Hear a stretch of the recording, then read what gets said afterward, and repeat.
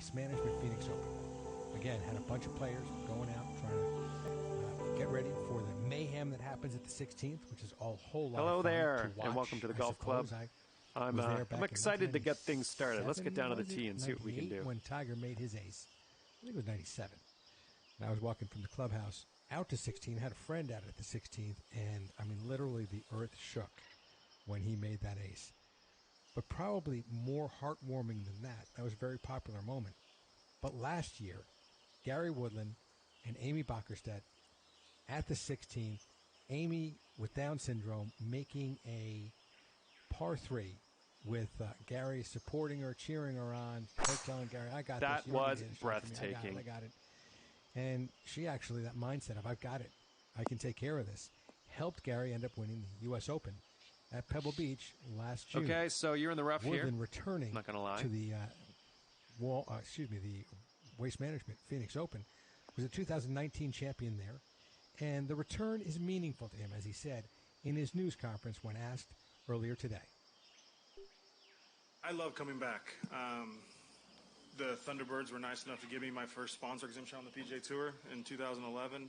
I Mondayed in here as a rookie on tour in 2009, so I've played here every year since 2009 besides once. I've had a lot of success here. Great contact. Some top 10s, obviously winning a couple years ago, which was nice, but this is close to home for me because I have a lot of friends and family come out from Kansas. I think they want to get out of the snow. Obviously, this is as fun a golf tournament as we have out on the PGA Tour, so I have a lot of friends and family here, and then, you throw it to last year, which obviously winning in 2018 was great for me, but last year had a bigger impact on me than winning. Spending time with Amy there on 16, that's what it's all about. We're in a very unique position on the PGA Tour where we have an opportunity to meet a lot of cool people and spend some time with them, and she's the definition of that. So last year was very special. It was nice to be here today and spend time with her as well, and look forward to a great week. And the impact on him that relationship had was something special and long-lasting. It's lasted at least this year and certainly will last longer than that. He spoke about the impact of his relationship with Amy yesterday in that same news conference. I don't know the impact that I've had on that compared to Way the to impact start out she's with had. the par. It's been unbelievable. I mean, everywhere I go, I hear I got this. People come up to me. Okay, here we go. Adults come up to me and crying because they've seen the video, and they know somebody that has Down syndrome, or it's been the impact that it's had on other people has been tremendous. So to be part of that is amazing. I had a kid come up to me in Maui this year after Saturday. I was going through the autograph line, signing autographs, talking to some kids, and a kid came up to me and said, "Hey, I want to let you know I have special needs, and I saw the video you did with Amy, and it makes me believe I can be a normal kid." And I got emotional there. That's what it's all about. He says heading towards the normal? beach here, not the good kind. Happy, loving, caring. That's what we all need to be. How do you not pull for Gary Woodland? What a fantastic impact he's had as far as his relationship with Amy, what that's meant to other people. The individual, deep and permanent impact that what we do and what golfers can do is long-lasting. And I love the fact that he's taken advantage of it and he's put himself in a position where what he did last year is something that is, again, affecting lives. Specifically, it happened on the 16th at the TPC Scottsdale, one of the great venues to hang out and I guess watch golf as well. It is a week-long party. And he talked about the stadium hole, what it means to him. To me, it's a little over the top, but here's what Gary Woodland thinks. Today it's a Wednesday and there's 10,000 people in there. Sometimes we don't see 10,000 people, during a day out on a golf tournament. This is a Wednesday. It's as close to a sporting event and an arena that we're ever going to get. It seems like it grows every year, and they got the suites now down by the tee level, which you're out of the might sand. be a little interesting. That's all, Friday afternoon and Saturday. That's all you can ask for. But it's the adrenaline. I was hitting it pretty short all day today, not much adrenaline. I get in there, and I hit it 15 yards farther than I was expecting, all because of the adrenaline of the people around there. I was a rookie. They were chanting, my girlfriend, my wife's name now, my girlfriend's name at the time. They were chanting that. The guys right there I think they're from Minnesota. They Google everybody, and they all have lines, and they throw out some random stuff. They chanted 16th hole Virgin the very first time I played the time. So you never know what you're going to hear in there. I got Missouri people yelling at me, KU people cheering for me. It's in 2009 when you missed the green, they booed you. Now if you make par, they boo you. I mean, you better hit a good shot in there, and one of those where you don't want to chip. You want to hit a good shot and hopefully make birdie and get out of there. But there's nothing like it. There's not even no par. Rush That's like that adjusted, when you get of in course, there. after that hole. When you can hear it from the other side of the golf course. You can hear it when you tee off third on one. hole coming so up. You try not to think about it, but you can definitely hear it, and something you need to look forward to for sure going in. You can probably hear it from Hale's house in Paradise Valley, just a few miles away. We'll hear from Hale in just one moment what he thinks about that 16th at the Waste Management Phoenix Open. But, prior to Tiger being the playing captain at the President's Cup, the previous playing captain international team play for the U.S. was Hale Irwin. Before that, it was Arnold Palmer. They each ended up winning in terms of being playing captain, winning a majority of their matches as well, and leading the team to victory. But they also taught their charges, those who were playing for them and alongside them, very valuable lessons along the way. And here's what Gary Woodland picked up from Tiger at the President's Cup. A lot. I was fortunate enough, and he was nice enough to invite me up to spend some time at his house.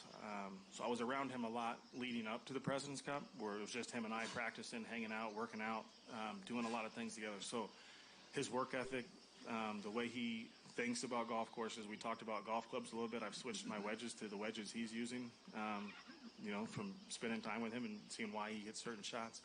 But as a captain, we were down 4-1 the first day, and I was a rookie. I was an old guy on the team, but I was a rookie. There were four rookies. Looks like you're going to hit some sand here. Cup.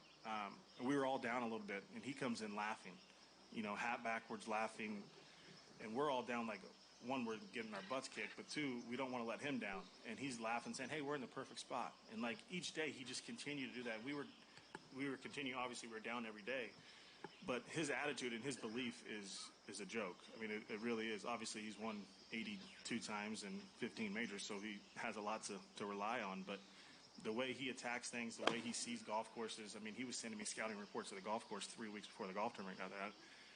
His mind's different. I mean, a lot like Kobe. I mean, he thinks differently. But I had to adjust. I got to work a little bit harder. Even work par on after that hole. That's your adjusted score. What he's doing, how he recovers. I've seen the way let's tee up another one. We got hole number 4. Very impressive. And you think you work hard, and then you go spend time with the best that's ever done it. You see why he is where he is. And that mindset he talked about is a champion's mindset. It's something that's different. My dad won a major. He didn't have that champion's mindset. A lot of guys have won majors, maybe multiple majors, didn't have the champion's mindset. Certainly Tiger has it. Jack Nicklaus has it. Kobe Bryant had it. Gary Woodland getting a peek inside that mindset. Hale Irwin has it also. He's always had it, from NCAA champion through playing football in college, all the way through to his golf career. No good. 20 wins on the PGA Tour, 3 major championships, then 45 more wins on the Champions Tour, 7 more majors, and untold numbers of wins around the world. And he's going to join us right now. Hale, welcome to the program. Great to have you on. Well, thank you, Dave. A little delinquent in getting in, but anyway, I'm here. I wish I could say it was at the gym working out. No sweat, my man. We were hearing a bit from Gary Woodland. One thing he was talking about was that 16th hole at the Waste Management Phoenix Open. You live nearby. When we come back, we'll heading towards the beach here. House, not maybe the good outside, kind. not inside. We all get sucked into the sand. This hole you're taking it to another level. At the 16th at TPC Scottsdale. Or what you really think about that hole. It's Hale Irwin here on the David Morrow program. Featured guest this evening. We'll chat more with Hale and hear what he thinks about the Waste Management Phoenix Open, how it impacts his home area, and that 16th hole when we come back. Sirius XM PGA Tour Radio, Sirius 208 and XM 92. Super Bowl San Francisco 54. Hail to the Chiefs Kingdom forever. Today, Sirius XM's NFL Radio Channel 88 is the place to got hear a nice even par on your scorecard after that one, and after the handicap adjustment.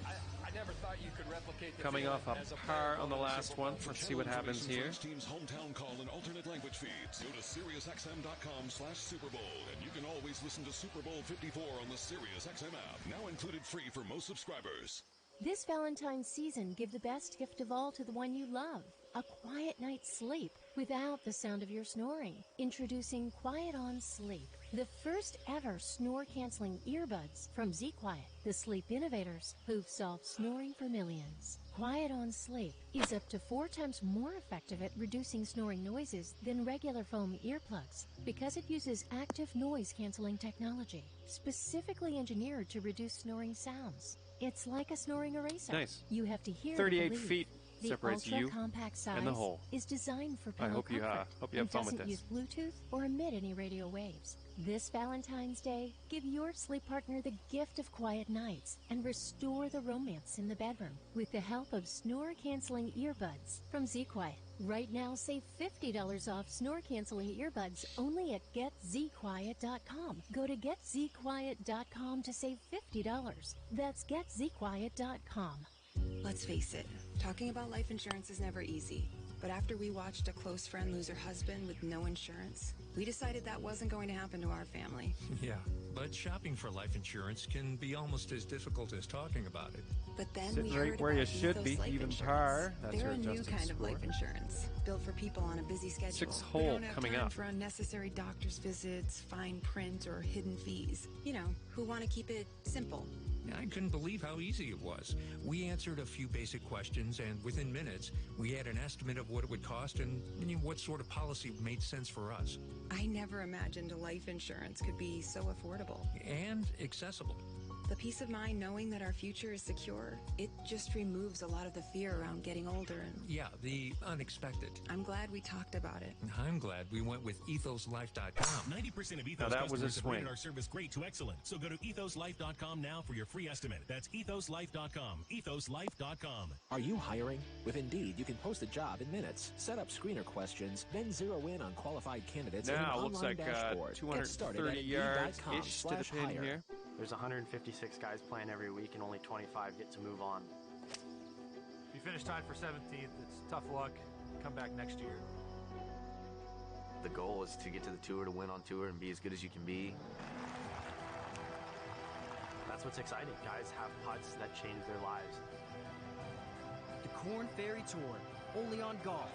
For more information, head to PGAtour.com.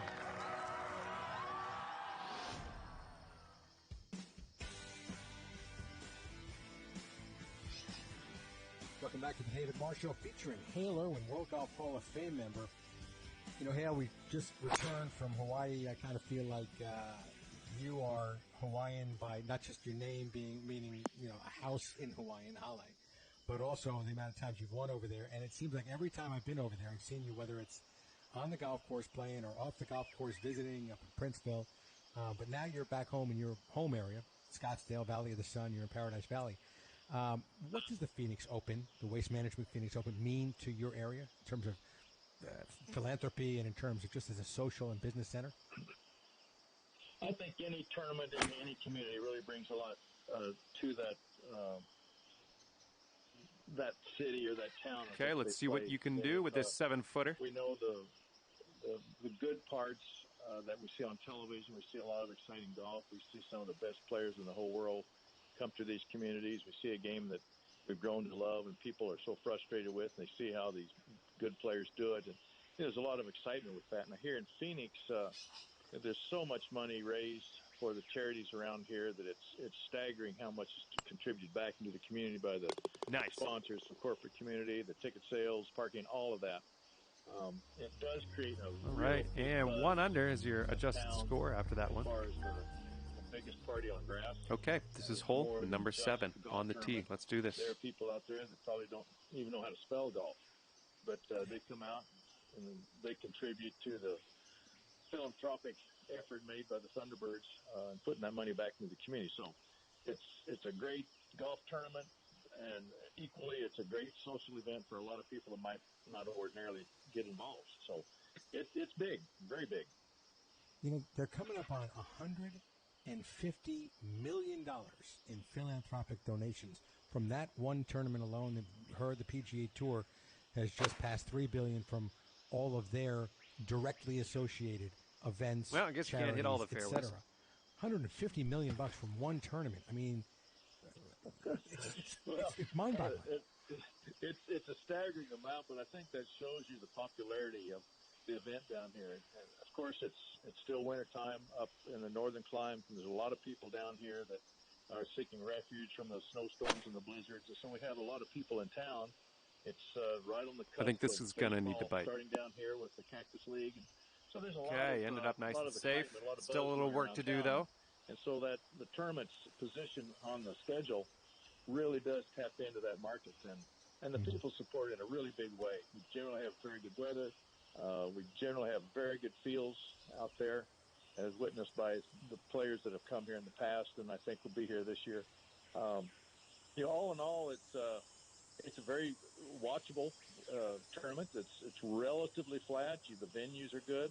It's an exciting event in terms of not necessarily is it easy, but there are birdie production holes, and we've seen at the 16th hole what one little par 3 can do to the excitement level of any event.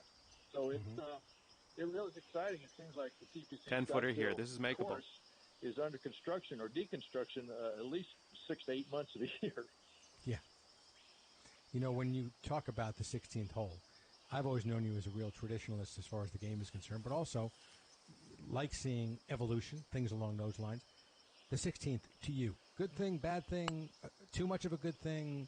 Nice putt. We're in the hole. Good stuff. It is number 16. Well, perhaps the word. All right, your adjusted score is 1 over par after that one. Okay, it's time to send this ball on its way into that arena. And when you step from the 15th green and walk through that little tunnel to the 16th tee, you're walking into another world. Mm-hmm. And as a player, you have to be aware of that. There are some people that probably blanch away from that feeling. But if you're going to play in Phoenix, you have to understand that is part of the environment. I haven't played there when it was completely surrounded as is now with stands and spectators. But there was a corporate tent, or they had a little taco stand with a little tequila served one year, and it boomed. It just went so successfully, and the Thunderbird jumped on that and said, hey, we've got something here, and it grew and grew and grew to what it is now.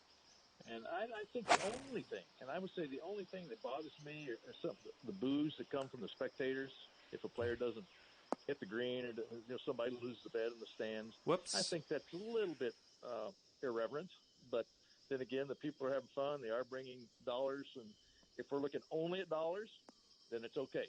But if we're looking at proper attitudes and how the players, they're not trying to hit bad shots, and I don't think anyone should get booed for 100% effort. But that's the only thing that kind of bothers me. 866-469-0026, talking to World Golf Hall of Fame member and Valley of the Sun resident.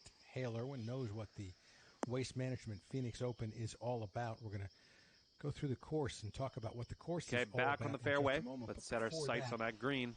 Again, the 16th has seen some great moments. Certainly Tiger Woods' ace back when you were transitioning. I think it was just before you hit the PGA Tour Champions. At that point, I think it might have still been called the Senior Tour. But that was back in the late 90s. And last year we had a neat interaction. 2018 champion at the 2019 Waste Management Phoenix Open. Saw Gary Woodland and Amy Bockerstedt play 16. Amy again turned to Gary and said, "I got this." After her tee shot found the bunker. No, I can hit a bunker shot. Then she made the putt, made a 3. And clearly, you've seen the video, you've heard the stories. Okay, let's see what you can do with this 7-footer. Kind of interaction? I mean, direct human interaction. We've talked about the money, but the direct interaction with a person who really has lit up a lot of golf fans in terms of their philanthropic desires. What does that kind of an interaction mean to you? Good putt. Well done. To me, it's probably more important than the final event. All right, sitting right where you should be. Even really par is your adjusted score after that one. All right, let's let her rip. With their fans and the public in a way that Gary did with Amy. It was one of the brightest moments, I think, on the PGA Tour last year. And it turned those people that know golf and that don't know golf, if they saw that clip, you had to be touched by what you saw. And I think that's what golf can provide, is that interaction with those out there that are students of the game or admire the game or really have the game kind of at arm's length. but you have to, if you're a human being with any feeling at all, that has to put a smile on your face. And also worth noting, you're going to have an extra stroke to work with on this whole thanks to your handicap. To not only those that have it, to those that may be perhaps a little more challenged. And I thought it was just one of the greatest moments I've ever seen in golf. Good stuff.